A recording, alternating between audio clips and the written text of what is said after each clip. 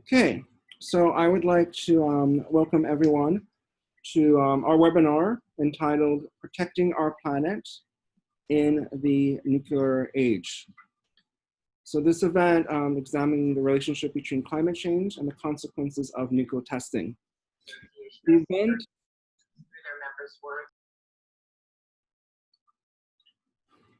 The event is sponsored by the Nuclear Age Peace Foundation, Bombshelltoe, and the Outrider Foundation. It's also our event for World Oceans Week.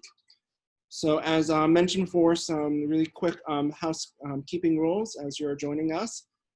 Please keep your videos, your microphones muted, and your videos disabled because it affects the bandwidth. So some really brief intro remarks before we begin. So in the US, there has been recent discussions about resuming nuclear tests as a show of force to other states. This mentality that nuclear weapons should be used to send a message to other states raises significant alarms amongst experts and activists. It shows a complete disregard to the legacy of nuclear testing in the Pacific as well as in other regions of the world. Local communities near test sites have been suffering from the health and environmental effects of nuclear weapons. As mentioned, environments have been ravaged by nuclear fallout. At the same time, rising sea levels are threatening to destroy small islands in the Pacific. Additionally, as polar ice caps melt, there's increasing danger that nuclear waste in Greenland will contaminate the planet. In addition to the existential threats, we are facing ever increasing problems from nuclear armed states, especially Russia and the United States. Humanity is standing at a precipice as the military-industrial complex continues to threaten us. But if we educate ourselves about the issues and take action, then we will triumph. On this panel, we have His Excellency Dr. Prasad of Fiji, Dr. Tara Drozdenko of the Outrider Foundation, lovely Umayam of Bombshelltoe, Selina N. Leem from the Marshall Islands, a youth activist, and Danielle from the Lawyers Committee on Nuclear Weapons.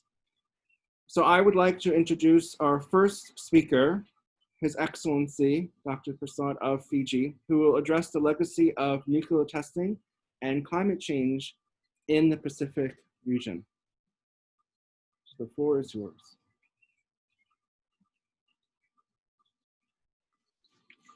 Thank you very much, Christian. You can hear me well? Yes. Thank you very much. Thank you very much, friends, ladies and gentlemen, and colleagues, for this very timely discussion and also a discussion at the end of a very rich Oceans Week. There were lots and lots of discussions about oceans happening in the virtual space throughout last week, with Ando on the World Oceans Day. And thank you, Penn State and all the organizers, together with Christian, for organizing me. I'm really honored and very pleased to be with you. You might ask, why is a small state or small states in the middle of the Pacific so vocal about nuclear weapons and peace? 2 weeks ago, world leaders met in New York to discuss progress on implementation of SDGs, the global goals. The world is off track already to achieve the global goals. The solutions to get back on track are known, and the world does not have a plan B. The single most important missing piece of the puzzle to get back on track is the lack of political will. Nuclear disarmament and non-proliferation are of great concern to Fiji and all of the Pacific, and I'm very pleased you have another speaker from the region who will also reflect on this. It has been so since the first nuclear test was conducted on Bikini Atoll in Northern Pacific in 1946. Since that first test, more than 300 nuclear tests have been conducted across the Pacific.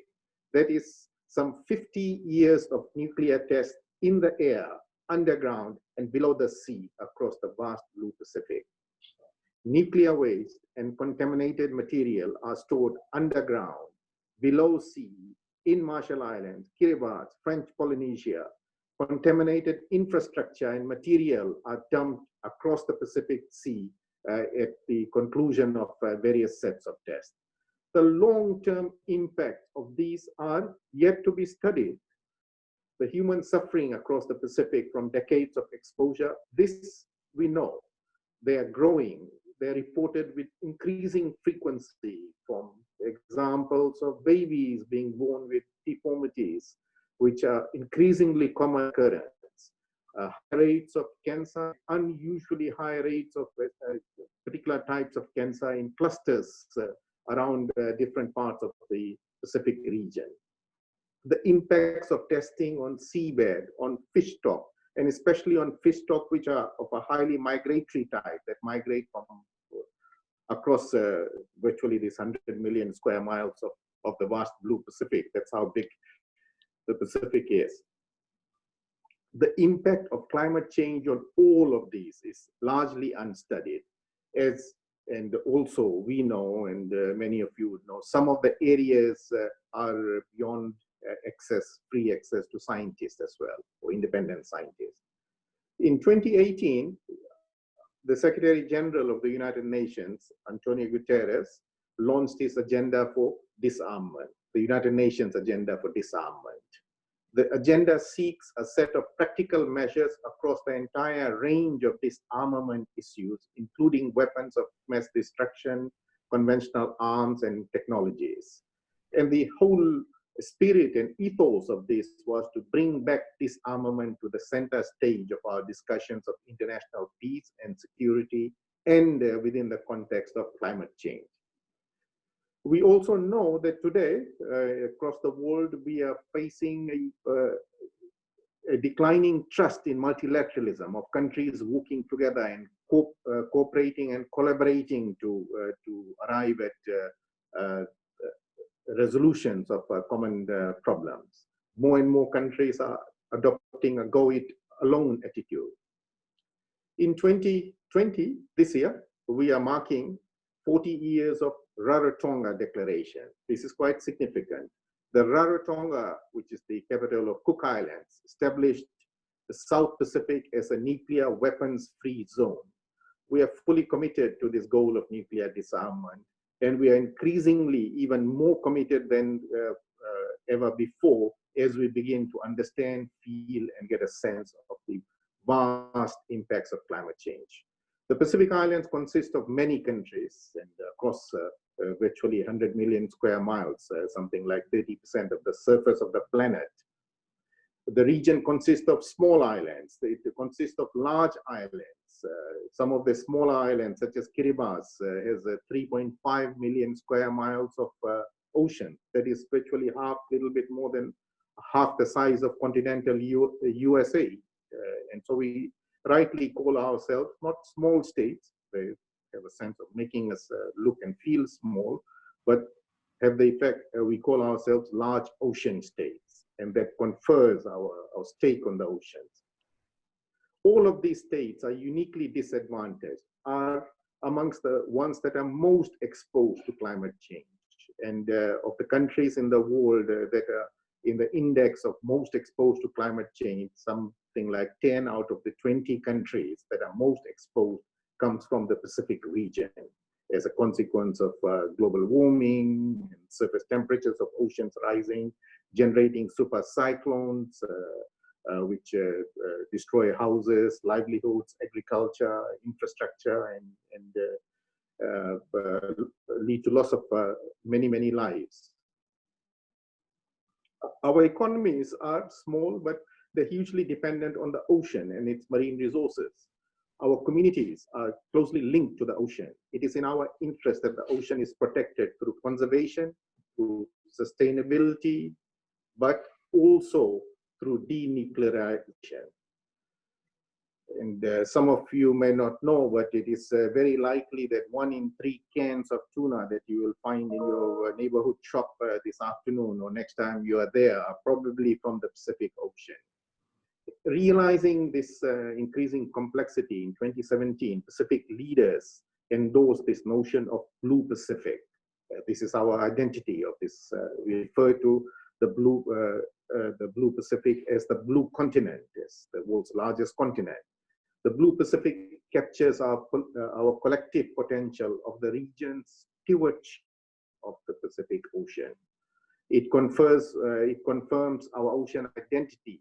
It gives us a sense of our ocean geography. It gives us a sense of the ocean resources over which we have stewardship. The interlinkage between climate change, security, disarmament, and denuclearization and human development is well understood. The reallocation of financial, scientific, intellectual, political, and human resources from nuclear weapons and the nuclear industry to SDG implementation is broadly accepted as something that can unleash billions and billions of not only financial resources, but also technical and human resources. Demilitarization and denuclearization of the Blue Pacific will strengthen multilateralism. It will strengthen the United Nations, which is the sole agency which can have oversight across the many moving parts. We also know, and we are worried that these large oceans are transit for weapons and nuclear material in a period of increasingly uncertain climatic events and climate catastrophic events, etc.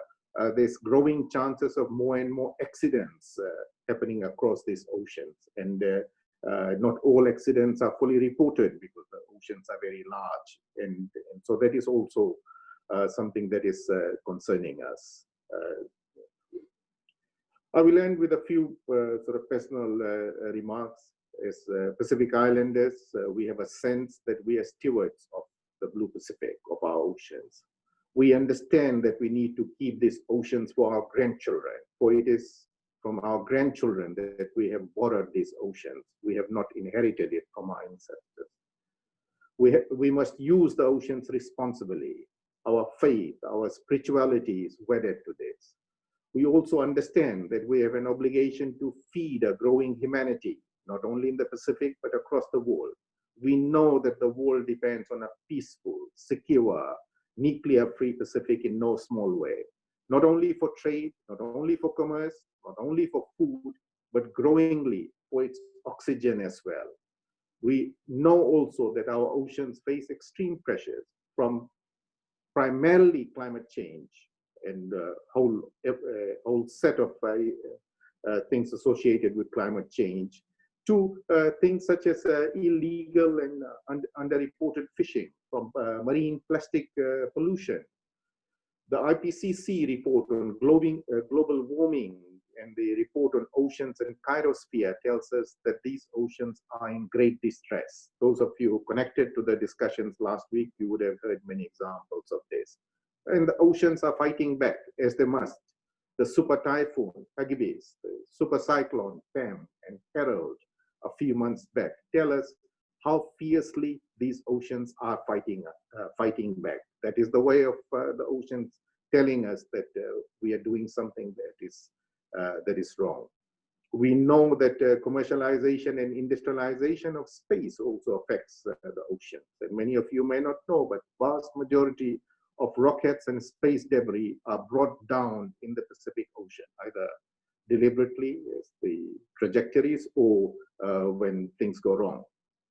We know that great power rivalry and geopolitics is leading to a greater nuclearization of the Blue Pacific. We also know that the vast blue continent is perhaps the single most important asset that we have, that we possess, with which we will be able to cool the planet down, with which we will be able to fight climate change, and with which we will be able to feed the growing nutrition needs of a growing world population. That is why I was very excited to accept this invitation, and why we ask you, and through you, the United States and world community and world leaders for a helping hand. We need courage and will to shift leaders and industry onto a pathway of nuclear disarmament, because climate change is a growing threat, as I've discussed. Nuclear weapons at a time also, as we have seen in New York and US, at a time of growing inequality, must also give us all a growing sense of unease. We like you, look myself looking for things to change my perspective. It is also true that if we fail with the global goals, we will fail our grandchildren.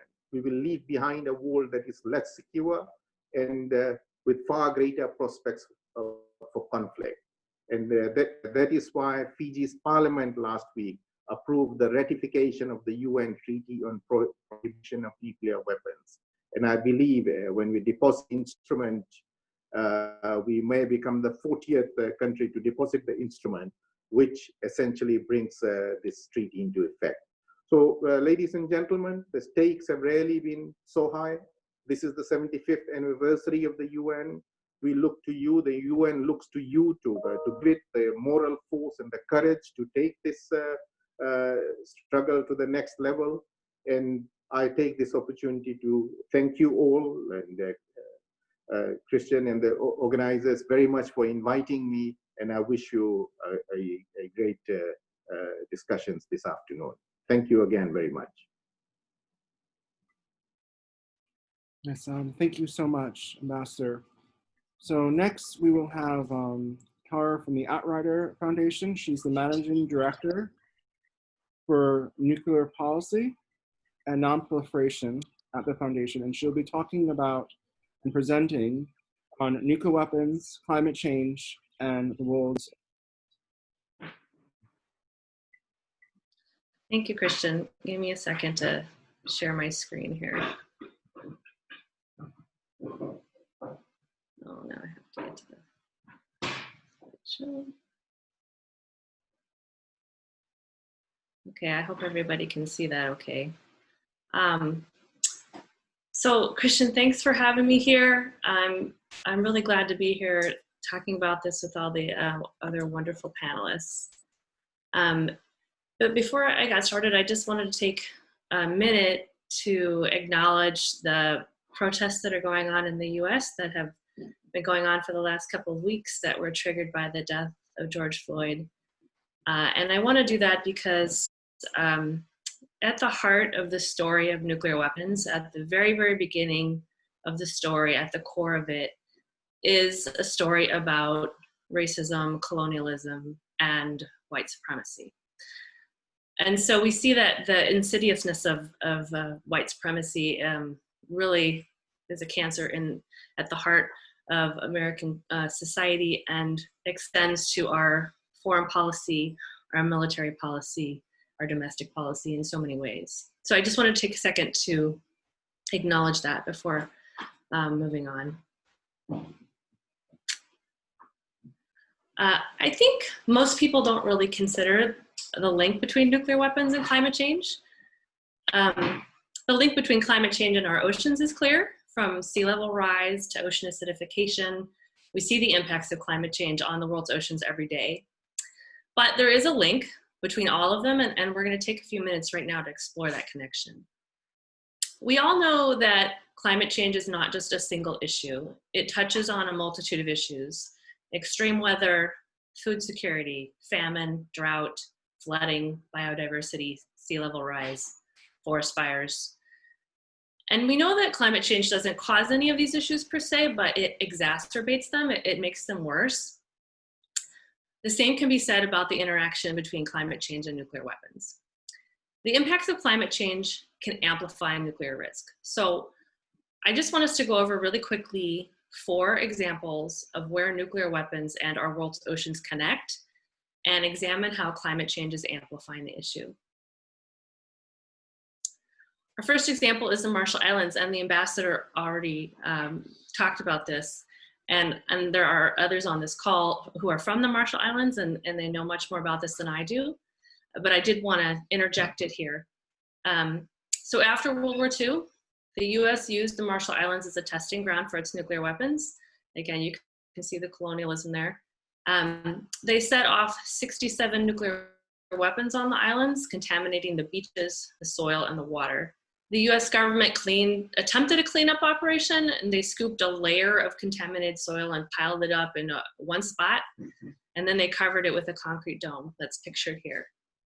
That dome contains 35 Olympic-sized swimming pools worth of radioactive soil and debris. And sea level rise is threatening to overtake this dome. And it will lead to the radioactive contaminants leaking into the ocean. Officials in the Marshall Islands have lobbied the US government for help, but Americans have declined, saying the dome is on Marshallese land and is therefore the responsibility of the Marshallese government.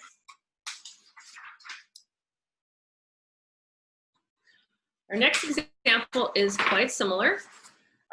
During the Cold War, the US planned to build a secret nuclear launch site in the Arctic. From there, they would be able to destroy Soviet targets at a moment's notice. This secret could house around 200 soldiers. It had its own nuclear power plant, hospital, movie theater, and chapel. The cover story was that it was a polar research station. And indeed, this is somewhat true. The scientists at the camp did in fact drill the very first ice core for studying the Earth's climate. But this city under the ice was actually meant to store up to 600 nuclear missiles. Those missiles would travel on rail cars through tunnels in the ice to specific launch sites across Greenland. This project was codenamed Iceworm, and it was never finished. The military abandoned it after a few years and left it buried under layers of ice. The US Army left behind about 9,200 tons of physical material and 53,000 gallons of diesel fuel. They also left radioactive waste and polychlorinated biphenyls, which are cancer-causing toxins used in plants and fluids.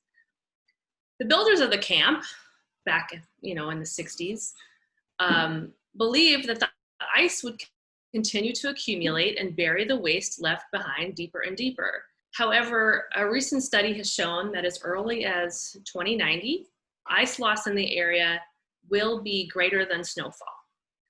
And within another 100 years, the toxic waste could be exposed to the elements. But even before that, the melting ice could trickle down and carry the buried radioactive waste out into the ocean. It could also poison an important marine hunting ground for the Inuit communities there of Greenland. So similar to the dome in the Marshall Islands, the US does not claim it is responsible for cleaning up the mess. The next example is how sea level rise is going to threaten military bases on the coast. So this is a picture of Naval Station Norfolk. It's the world's largest naval installation. And projections out to 2050 predict that certain US bases could flood with each high tide. Today, tidal flooding in the Norfolk area affects low-lying areas around 9 times per year on average, but between now and 2050, scenarios predict that areas in and around the station will flood around 280 times per year and spend 10% of the year underwater by 2050.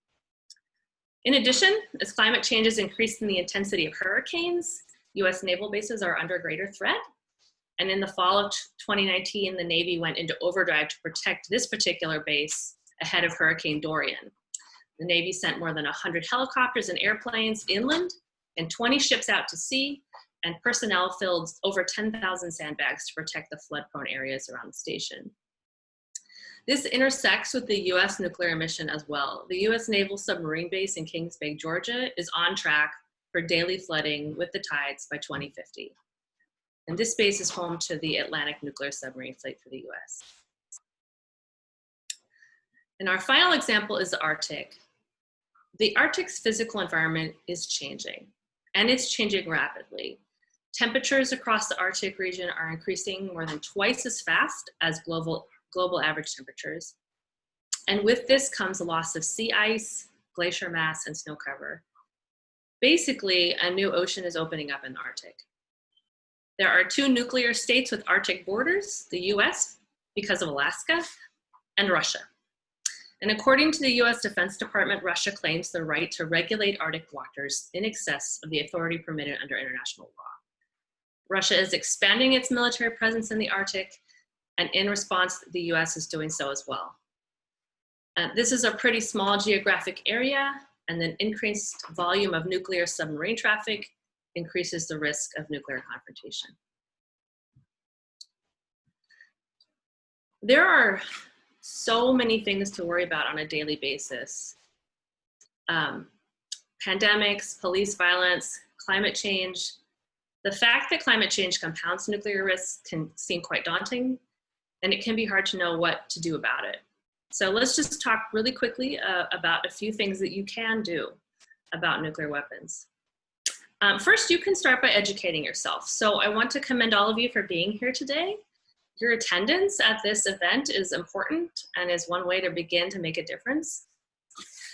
Most people have no idea how destructive nuclear weapons actually are, and how much of a threat they still are, and how those threats are compounded by climate change. And many people don't realize that nuclear weapons are already hurting people. We talked earlier about the toxic legacy that's still affecting the Pacific Islands, but there are many other similar cases. So you can begin to take time to learn about the issue.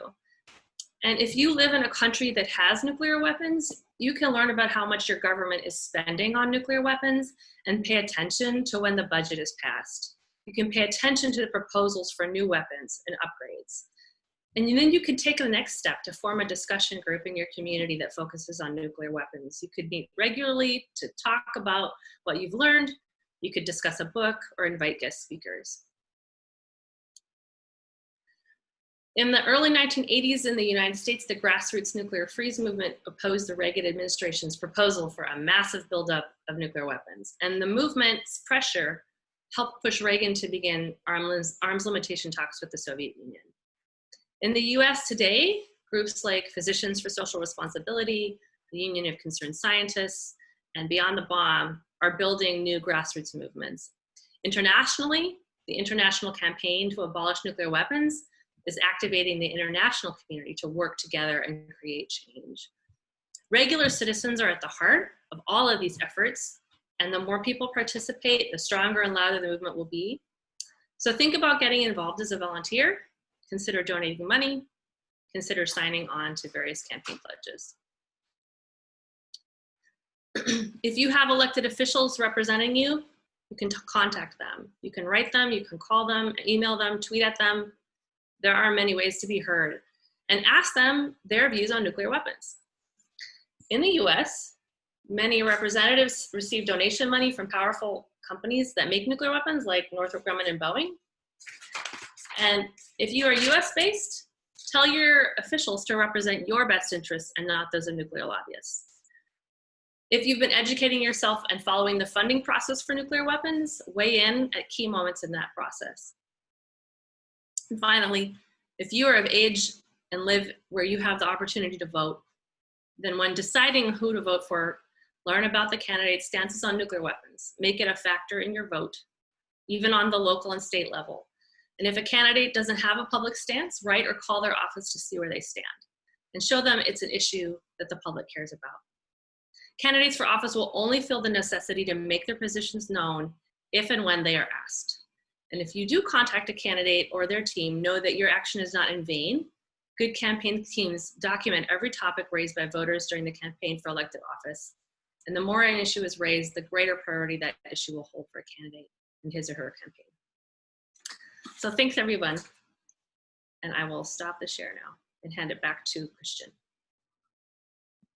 Thank you so much for the presentation, and especially raising awareness about what people can do in terms of like their involvement. So our next speaker is lovely Umayam of Bombshelltoe, which is a creative hub linking artists, community organizers, and nuclear experts together to present nuclear policy in a compelling and impactful way to the greater public. She'll be addressing the current catastrophes facing the world, including climate change, nuclear conflict, racism, and COVID-19. So please, the floor is yours. Thank you so much, Christian, for hosting this event, getting us together. And I am very grateful for the ambassador and Tara for giving us sort of the statement of facts, the ground truth. And so what I really want to do with my time is to help contextualize this a little bit more. I just wanted to echo what Tara said earlier about how this is a very difficult to hold in terms of all the injustices and the crises in our lifetimes. Obviously, with our conversation today around the shadow of nuclear legacies and how these magnify the problems of rising tides, contaminated lands, contaminated water, and of course, this juxtaposed against the other huge issues of our time, which is the COVID pandemic, as well as the pervasive consequences of racism that is currently on full display here in the United States. And so it can feel a lot, and I want to affirm that it is a lot.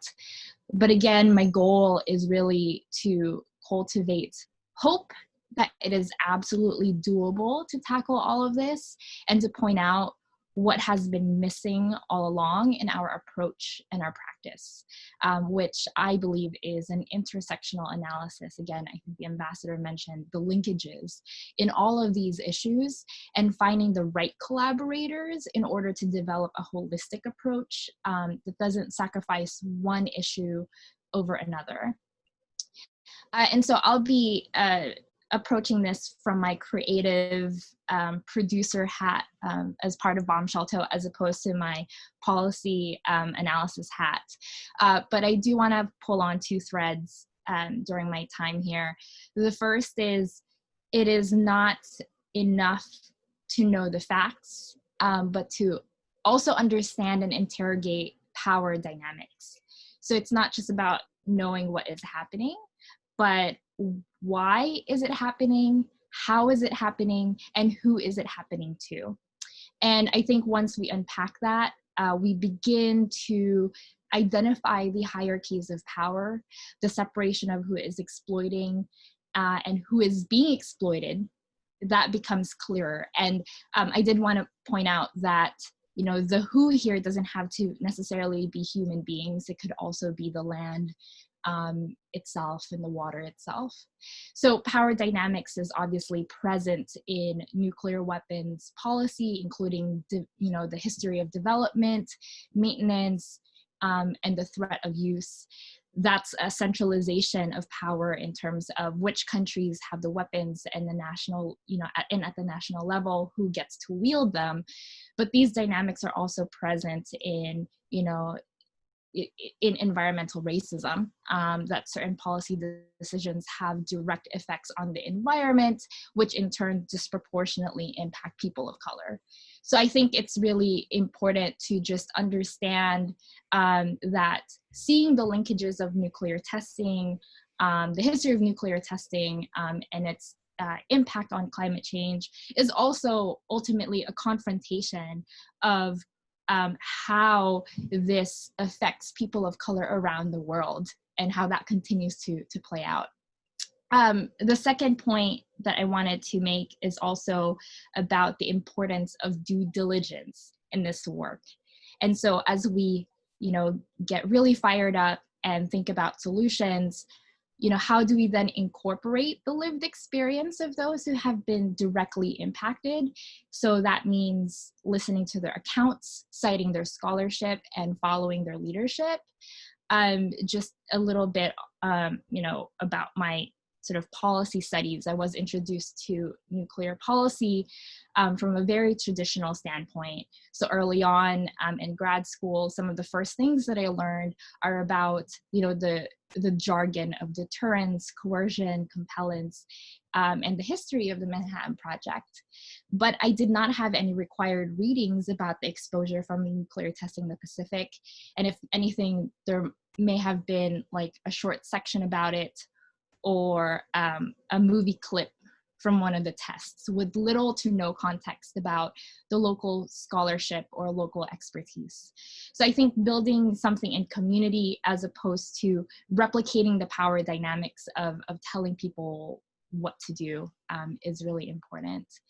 And, understanding that right now we are suffering from a lack of political will. So I think it's really essential to think about the ways that we can create alternative entry points and approaches that move the work forward. Perhaps the audience members here today or those who would watch this in the future are primarily interested in this from a policy or diplomatic standpoint. But I'm, through my work in Bombshelltoe, I'm beginning to realize that everyone has a role to play. And it's actually really interesting to try to stitch that into a multidisciplinary practice.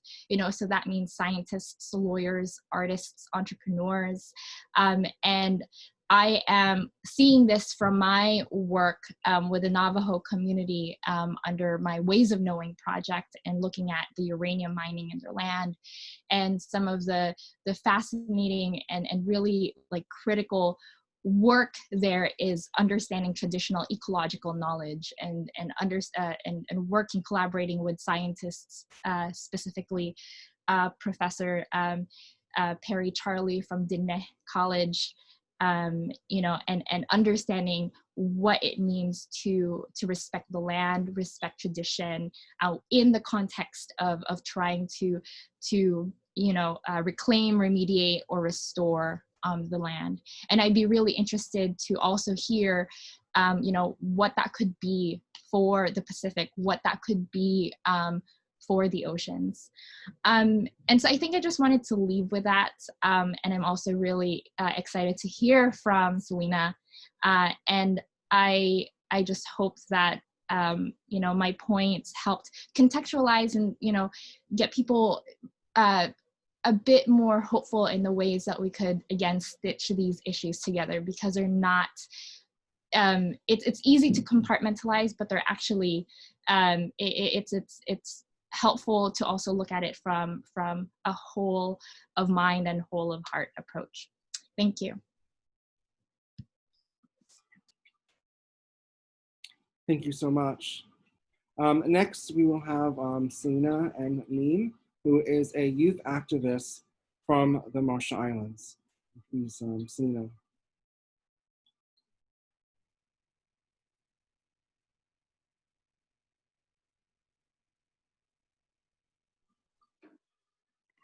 Yawai? Hello? Hi. Hi. Hello.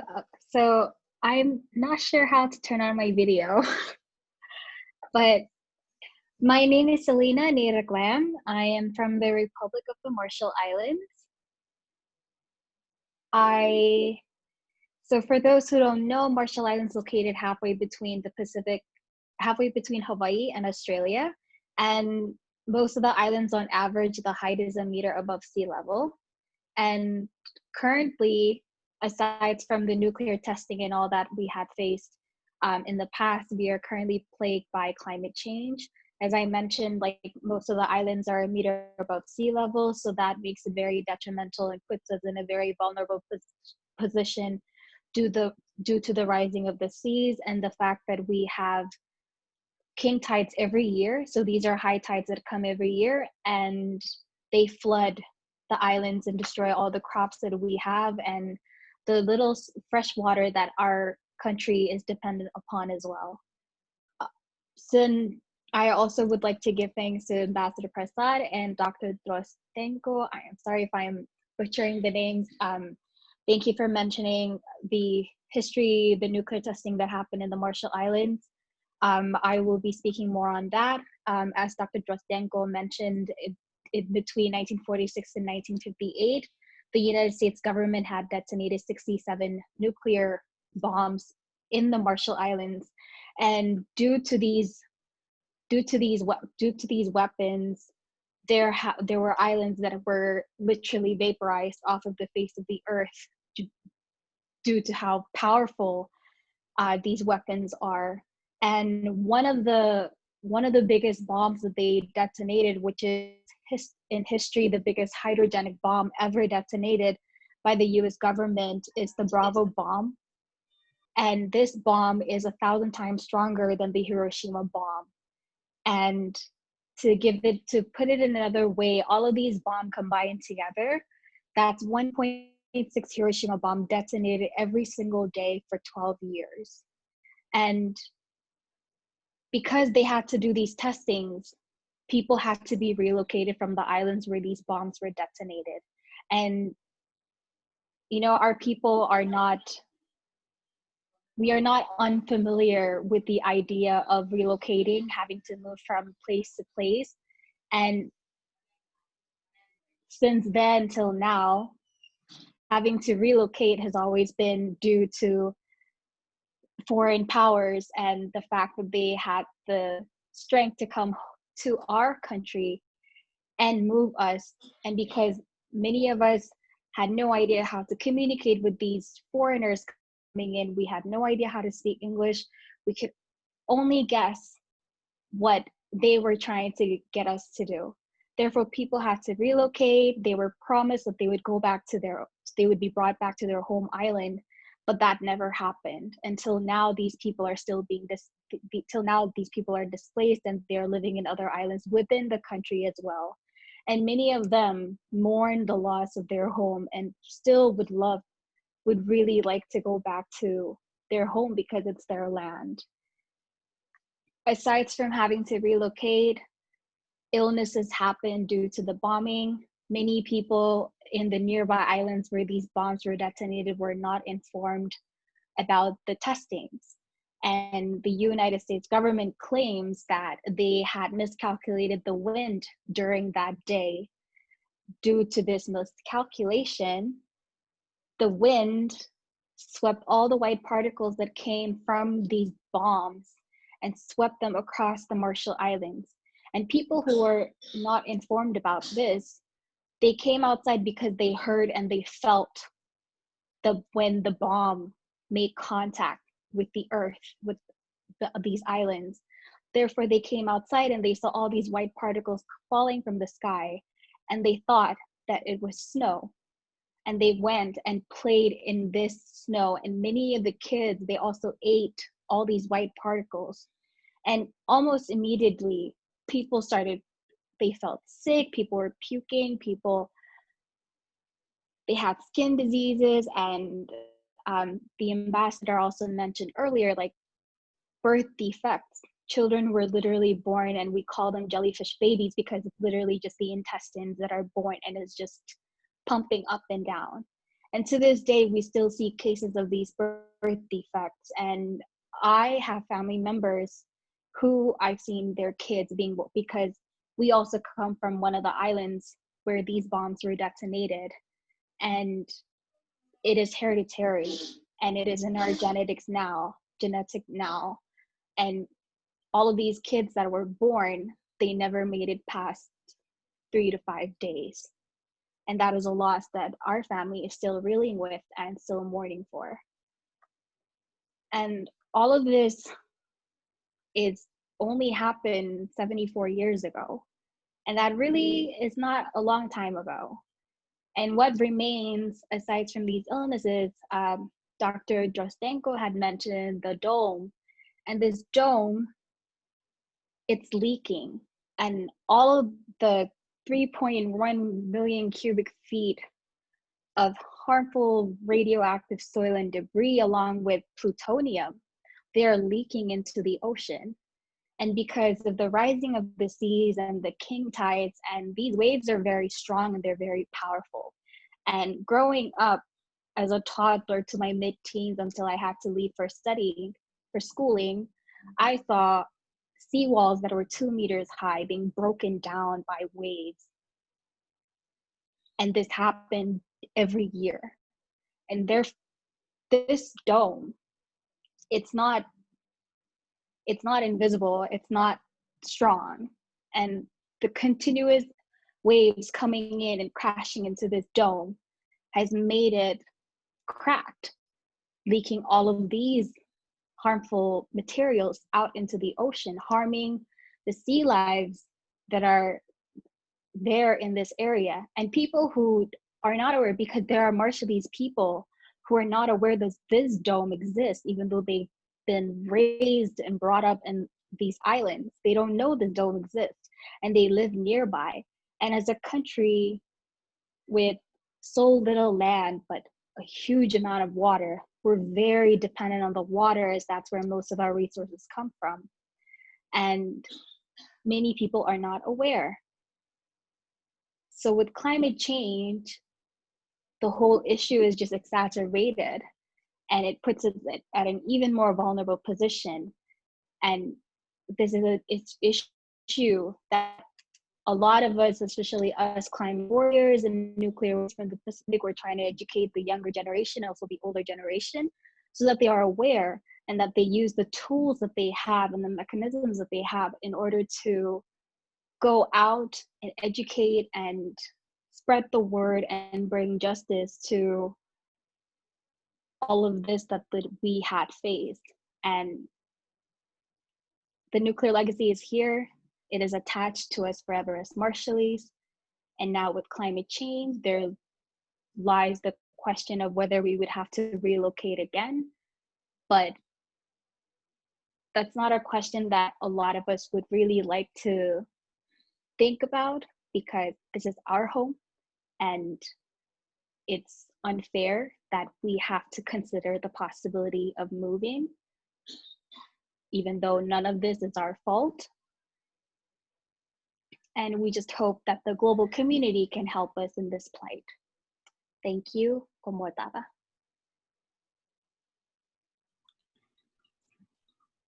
I would like to thank you, Selina, for sharing a very powerful narrative about your personal experience and what has been happening in the Marshall Islands.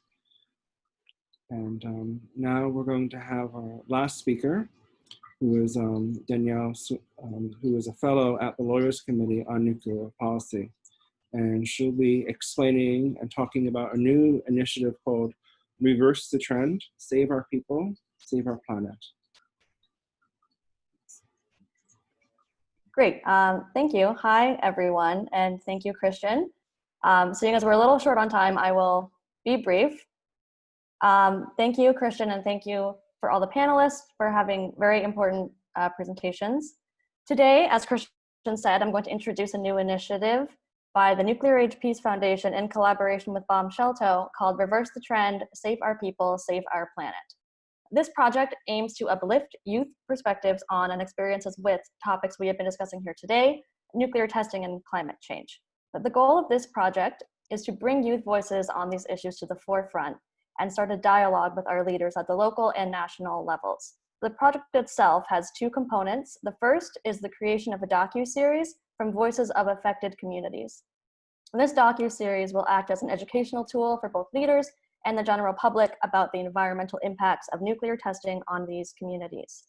The second component is the creation of a virtual youth advocacy network, where youth from around the globe will be able to share perspectives, best practices, and how they are engaging with their local leaders.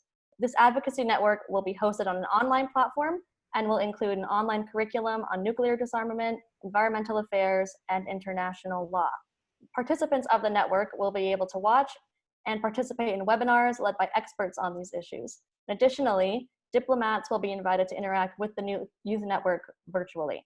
The goal of this online platform is to give participants the proper tools and information to effectively communicate with their leaders on these issues, as well as create a safe and open space for youth to engage with one another and to mobilize both collectively and effectively. And the participants of this youth network will also be invited to attend the Npt Review Conference, which is now tentatively scheduled to take place in January of 2021 in New York. And here, they will have the opportunity to once again engage with their leaders and contribute to the youth statement to be delivered to state parties. In this formal setting, youth will be able to speak to leaders about upholding their legal, moral, and ethical obligations to both protect the civilians and to protect the planet. So ultimately, we're hoping that this youth network will serve as a catalyst for youth mobilization in both nuclear disarmament and climate change. If you would like more information on this, you can contact Christian or myself. I think our contact information has been shared. I look forward to seeing how this develops. And once again, Christian and everyone else, thank you for your time. Yes, thank you so much. So we have a few minutes until 3 p.m. We're going to open the floor to the participants. We're going to have a Q&A session. So if anyone has questions, please indicate in the chat box and raise your hands virtually. And we'll try to take 3 questions at a time.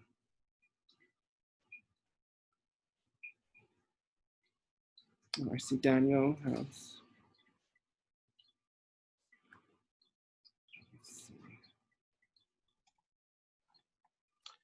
Chat is disabled. Oh, we will enable it. Thank you.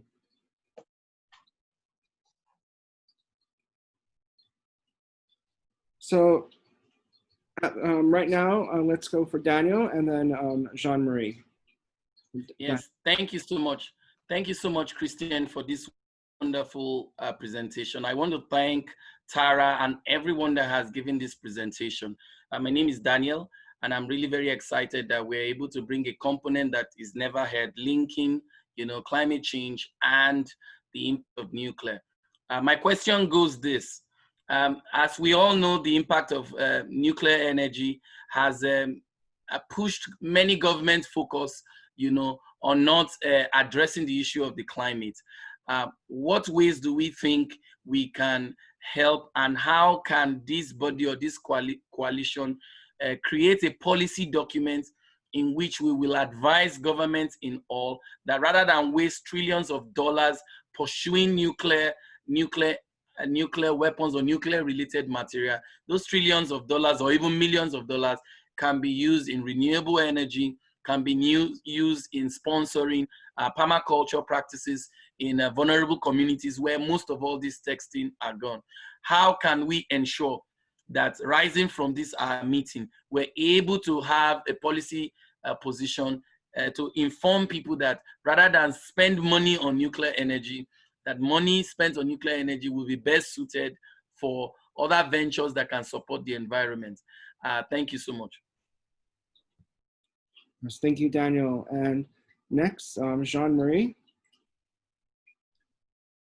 Hi. Thank you very much, Christian, to organize this webinar. I have a specific questions. Do you have, I think it's for the first panelist, I'm really sorry, I forget the name of you, Mr. Ambassadors. And it's also for the director of Outrider Foundations. Do you have some specific data about the problem of the sea level rise in the Bikini Atoll? Because I have so many questions about what happened to in Moruroa and Whangatofa, and I begin to do some work about that, but I don't find any specific data about how the level of the sea can go on our different islands atoll and create some problem. Thank you very much. Thank you. I think I'll turn it over to the panelists if they want to answer those two questions, and then we'll go back to the Q&A. So who would like to answer those questions?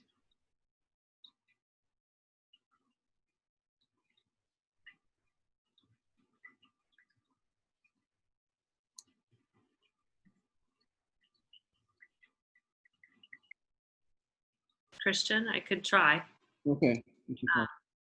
I'll take the last one first about the data. I don't have data. The only thing I can think of is there is a program at Columbia University in New York that every year takes students to Marshall Islands to collect information about radiation in the area and take samples and such. They may have some data about sea level rise. I don't know. I think that reaching out to various universities might be the best course of action there. And then for Daniel, in terms of, wanting to take next steps, I applaud that. I think that's fabulous. I would suggest that maybe some of the folks on this call decide to have a follow-on meeting and a planning session on what to do next. That would be my suggestion. Thank you so much. Would any of our other panelists like to answer the questions? I can also just jump in real quick here. Was it Jean-Marie? I know that there are a few investigative reporting done in the Marshall Islands. There was one from the LA Times, and there's another one who unfortunately, the main reporter passed away a few years ago, but spent a considerable time working with the locals in determining the data and also juxtaposing that with the lived experience of some of the Marshall Island residents. And so and again, this is, that is specific to the dome though, but if that's of interest, I can try to find those articles and send it to Christian to disseminate to all of the audience members that's interested. And then to Danielle, I think it's, I think it speaks to what I was trying to get at earlier about a multidisciplinary approach, because I think that a working paper or a policy paper outlining,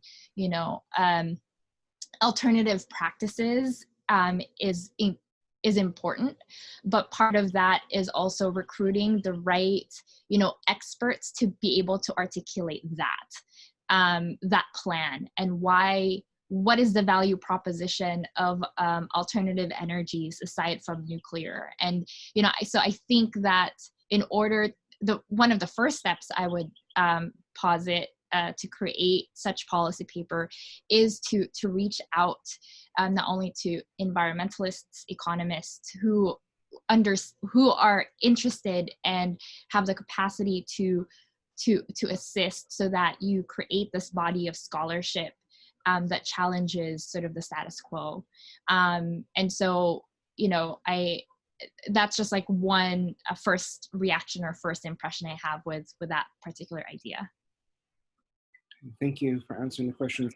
We have two more questions in the text box. If they could read them, one is Jeremy Faust, and the other one is from Carol. So Jeremy, if you could read your question. Hi, thanks, Christian. So I guess my question is mainly for Selina, but really if anyone else wants to add, it would be helpful. The U.S. is currently negotiating a new compact of free association with the Marshall Islands, along with Palau and Micronesia. Has this received a lot of attention in the islands, and are concerns regarding climate change and calls for a proper cleanup of the dome being raised by Marshallese authorities? Thank you. Thank you. And then Carol, if you could ask your question as well.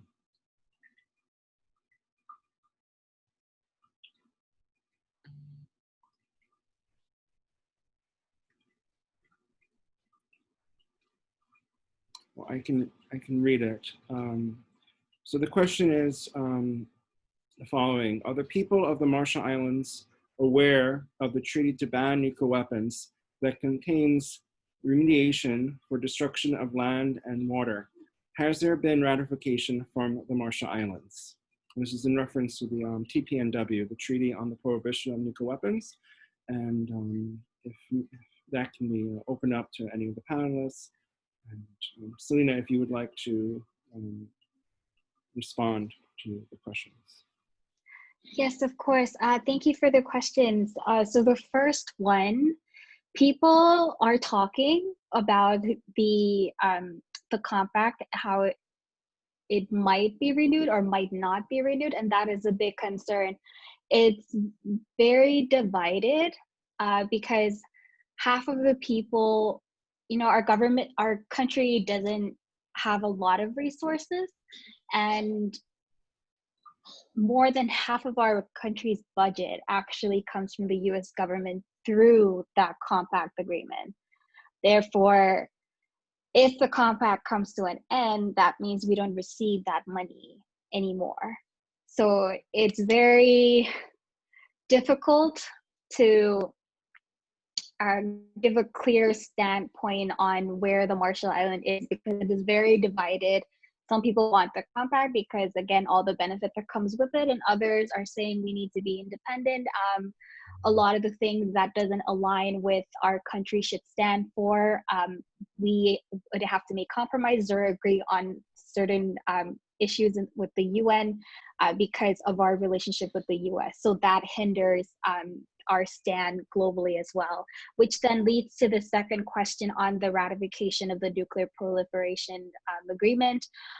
As far as I know, the Marshall Islands actually hasn't agreed, has not signed the treaty, again, because of the compact agreement we have with the US.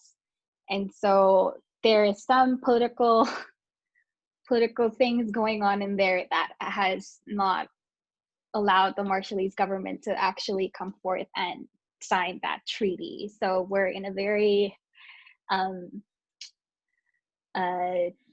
tricky position over here. Yes, thank you, Selina. I know Helen also has a very similar question about the TPNW, and we'll try to group them because I know Helen has one and then Jeremy has a follow-up. So Helen, would you like to ask your question? Oh, yes, thank you very much. I was just curious to find out what effect, if any, the passage or the ratification of the TPNW would have on the Marshall Islands case, if it does get ratified. Do you think that would be helpful to you? Thank you. And then maybe just as a very brief, Jeremy has a question about the compact. Jeremy. Oh, thank you, Christian. I think I know the answer to this, but I've never seen it in writing anywhere. Does the compact also prevent the Marshall Islands from acceding to the Treaty of Rarotonga? Because I know there are protocols in the treaty that would allow the 3 Micronesian states to join if they wanted to. Thank you. Selina, would you like to answer these questions? Yes, of course. So the first question, I'm sorry, could you repeat that again? It cut off at like halfway through when you were asking your question. Yes, Selina, I was just curious what you thought the repercussions would be on the Marshall Islands if in fact the TPNW is ratified. But if all 50 countries step forward and ratify it. Okay. So this is just from what I've heard from government leaders that I've worked with in the past, and they said it's just, the situation is, as I mentioned earlier, it's just too tricky. The protection and all of that comes from the US through this treaty, all of that would just go down the sink. And they never really explained further what they meant by that. But that's just what I know from political leaders that I've talked with. As for and I'm really sorry that I cannot give a much better answer than this. With the Treaty of Rarotonga, I don't have an answer to that. I'm sorry. So we can follow up with that question from Jeremy, and we can try to get a response. I would like to add that during the negotiations on the TPNW, the Marshall Islands delegation was very active during the negotiations and really played a critical role in getting the positive obligations, so the articles relating to international assistance, dealing with environmental remediation and victims assistance. They were, and as well as a special clause on user obligations. They were really at the forefront of those negotiations, working with their Pacific allies, as well as Southeast Asian countries. And I was actually involved, and I was part of the Marshall Islands team as an advisor during the negotiations. So I know I can say with certainty that Marshall Islands, there's a lot of dynamics happening I think a lot of politicians are remaining hopeful regarding the TPNW. And I think it's a matter of really mobilizing many citizens and activists such as Selina. And I would like to, since we're running late, I would like to ask our panelists if they have any closing remarks they would like to deliver.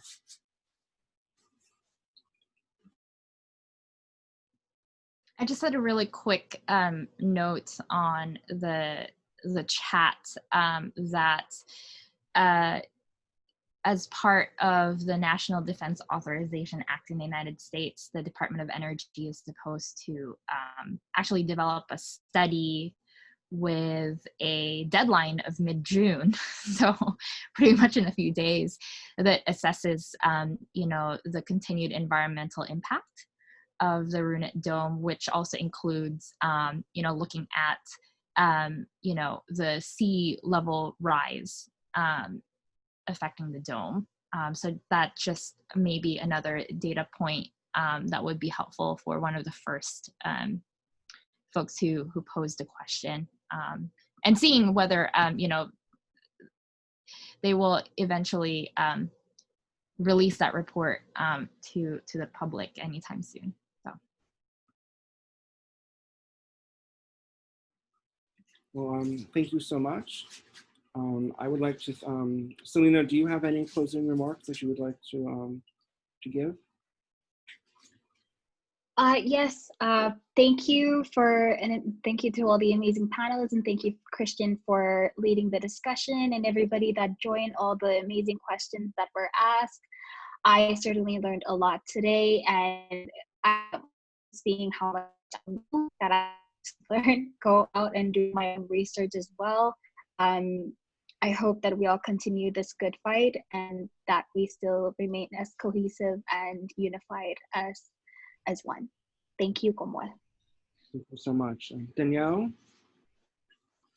Not much to add, just again, thank you to everyone who showed up and all the panelists. I think this was an important and good discussion that we're having, something that is timely for sure.